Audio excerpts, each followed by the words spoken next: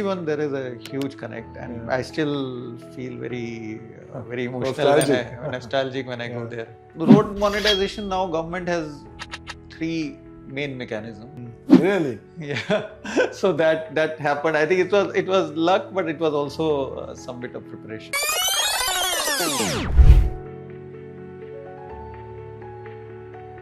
Hi everyone, welcome to yet another episode of Metro Mobility Stories, and today our guest of honor is Mr. Neeraj Sanghi, the one who is the veteran in the highway concession industry, one of the most respected figure for his integrity, vision and his execution. Hi sir. Hello, how are you? How are you sir? Very good, very good. So sir, share with us about your starting of your journey in the concession industry. And I would like you to share to my viewers about how did you build such a strong personal aura with the people? My journey started. I was in oil and gas, and then I had done a little bit of work in roads while I was in SR. You had done some work in roads? Yes, when I was in SR, I had worked about 2.5 years, Okay. and we had bid a few bids for BOT. Okay. We succeeded in two, but of course the rest is history because we couldn't complete them. Okay. And then I was on a little bit of a sabbatical, and then I joined Highway Concessions Board, Okay. where So you were the first president of High Concession once? I was the first CEO of Highway Concessions One, although it existed about 3 years before I joined. Okay. And Narayanan ji was de facto CEO Okay. for those years. Okay. Yes, when I joined, I mean, I didn't know about operations, Yeah. and I didn't know Road about operations. roads that much. I mean, I knew about roads, but I didn't know about operations in general. I think the biggest concern of Highway Concessions One was there was a union at one of the project sites, Okay. and as the luck would have it, we could in 6 months we could silence that union, and we could get an apology from them even. Really? Yeah, so that happened. I think it was luck, but it was also some bit of preparation. He defines INVIT in a different way. So I would like to have your definition of an INVIT and See, INVIT is a new product. It's a trust. You are placing all the assets in the INVIT so that you can get unit holders which are more interested in getting distributions, and you benefit in terms of having debt at the INVIT level, passing it on to SPVs at a higher rate to have a little lower tax. These are the so two the debt is passed on from the INVIT to the SPVs at a premium. at a premium. So that's how the INVIT makes money. That is how INVIT makes money, you can say, or that is why tax goes down and some money is made. Okay. But and, also that debt can come at a little lower cost, because suppose you were to have 500 crore debt in 8 SPVs, now you have 4,000 crore debt at one place. oh, so it's a consolidation. It's a mechanism for consolidation of consolidation. debt and de-risking debt by balancing it over SPVs. Over SPVs. Okay. And the main difference is that you have to distribute whatever 90% of whatever you So have. who are the investors in the INVIT typically?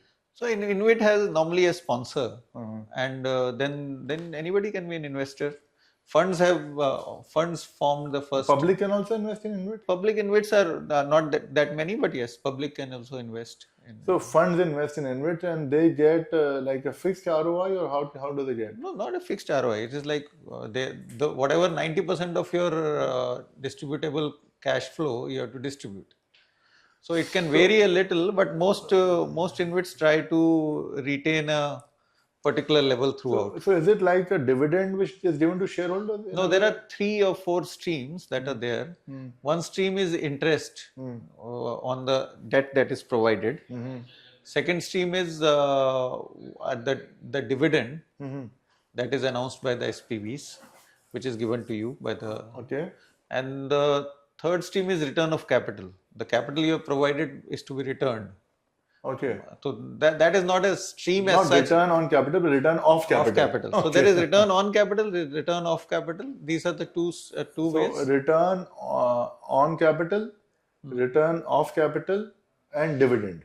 And dividend, you can say. So it's a very hybrid platform which gives you like a combination of safety of a debt and the upside of a dividend This is a and debate in security this. of getting the money back. The money also comes back. Comes back. Unlike in a equity, the equity never comes back. But at the same time, therefore, it is not a pure equity. It will not provide you ever a pure equity type returns Okay, also. very interesting. Actually, I never had this kind of a clarity on InvIT, so that's really good. I would think InvIT is closer to debt than equity, but yes, it has some equity elements, So it's a hybrid of equity and debt. but more towards debt. Tell me, how is the future of InvITs, and what do you have a figure in your mind on what is the number of unmonetized road assets in India in terms of kilometers or crores of value, and No, see, there are. what is the conversion plan from your perspective? You know, like Huh, what's going to happen in the industry is like 5 people touching elephant at different places. Each is having a different perspective. So, what is your perspective on the overall road asset scenario? Like, how much is the road assets available? What form of monetization do you see? When do you see? Purely your personal perspective. road monetization, now government has three main mechanisms. One is TOT, one is BOT toll, and one is HAM. So for the past few years, HAM has been But the InvIT also. InvIT is their own. They are transferring to InvIT. So that is, yeah, I mean, that is NHI's own assets getting transferred to InvIT, their own InvIT. Okay. So yeah, you can consider that as a, but that is, since it is not public, it is not available to others. It's like any InvIT or managing whatever they have, and if government is transferring to their own InvIT, they are transferring to their own. Okay. As far as TOTs are concerned, there have been, as you can see, there have been 17 or 18 TOTs, out of which roughly half, or little more than half are awarded. And let's hope that that continues to be a main source of investment for private sector into toll type of projects. So you see major flow happening towards InvITs? There is one NHI InvIT, and then there is other InvIT.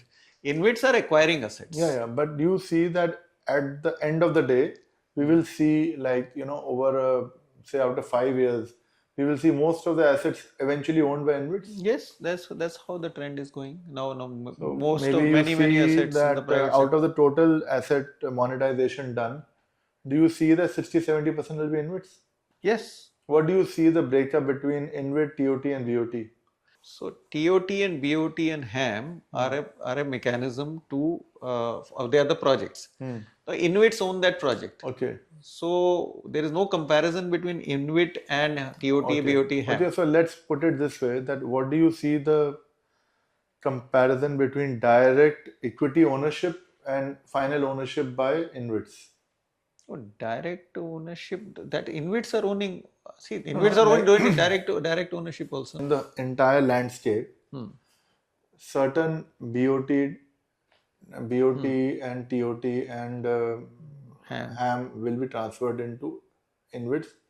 Certain will remain directly invested by companies. By companies, yeah. By companies who are essentially, they are equity based only, right? So between, at the end of the day means say end of 2030, like one phase, then what do you forecast? I mean, I think most of the assets are anyway going towards InvIT. okay. So I think So already, would you say more than 50% would be eventually landing into I think InvIT? so. Whether it is BOT, whether it is TOT, whether it is HAM. I think so. I think more than 50% is a fair assumption in 2030. And government is right now in the phase of iterating, and then they will be replicating what they are iterating. So they've announced 3, 4, 5 projects, and which they have come out with certain models. Yeah. And I think that once those models are successful, they would be going on that on a very roaring speed. They have finally realized that GNSS is not the one for India, and MLFF is what will really drive. And later also, when GNSS comes, then it will be, enforcement will be through MLFF only. Correct. And government is planning to, like, to the bidders, they are giving them 100% of the revenue if they are able to give them the digital evidence of the violators. Okay.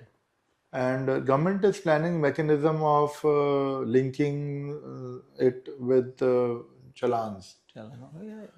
and uh, and looking at linking it with the renewal of insurance, and I mean they will try to create pinpricks to the extent required.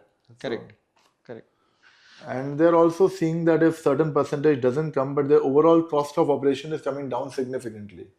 I mean, as per the figures quoted by NHI, the cost of operation, including building the toll plaza and operating the toll plaza, is almost 10 to 15%. And they Possible. are looking at MLFF operating at around 5%. So if they have some loss of revenue, also still they are in a better situation. And I mean, Understood.